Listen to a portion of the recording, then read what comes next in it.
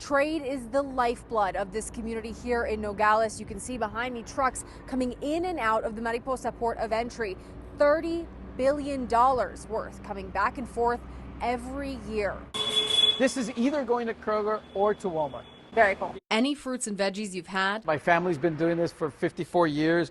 I've been doing this for 37 years. See, that's a truck going. Could very well have come through Jaime Chamberlain's warehouse. We are part of the food supply chain that is extremely important to you in Tucson, in Phoenix, in Flagstaff, in Boston, Philadelphia, all over the United States and Canada. A leader for the produce trade between Mexico and the United States. We have the opportunity to feed North America. When I visited Nogales back in February, Somos mexicano. I dove into how the critically important trade industry fuels the livelihoods of workers on both sides of the border. So this is yellow squash. Now, after the election, Chamberlain is paying close attention to how President-elect Donald Trump will work with Mexico to keep food and manufactured goods and other warehouses coming across the border. Being each other's #1 trading partner, we have to have some specific and some certain considerations for that as well. Trump has repeatedly touted tall tariffs on Mexican goods like auto parts and additional tariffs on other imports. If you don't move your plant into the United States, we put tariffs. Unless Mexico steps up on border security, combating human smuggling and especially the flow of deadly drugs like fentanyl. In his prior administration, Trump put tariffs on steel and aluminum, but lifted those for Mexico in 2019. We really didn't have a big issue with,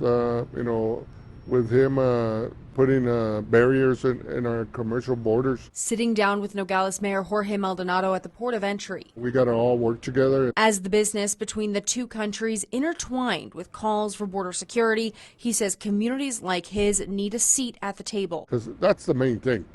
Listening to what our border issues are, listening to what our good and bads are, and working together and supporting our community. Maldonado worries the impact of widespread tariffs would extend far beyond this town. If we lose growers, we lose producers, manufacturers, then we are all going to hurt our pockets. For Chamberlain, he sees Trump's return to office There's an opportunity to educate that new administration. he trusts in negotiation power. At the end of the day, what really matters is what is agreed to. He also welcomes more border security measures to keep the port staffing up and running smoothly. We are making our investments for 3 to 5 years out. And that this multi-billion-dollar trade is just too important for both countries. I hope we realize before we get to that point how important, how interwoven we are, culturally, economically, and you know what?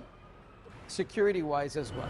Hundreds of these pallets, as they move off one truck, go right back into another, headed toward our dinner table. Chamberlain says, despite the uncertainty heading into the new administration, he says that this is going to continue. Reporting in Nogales, Lillian Donahue, ABC 15, Arizona.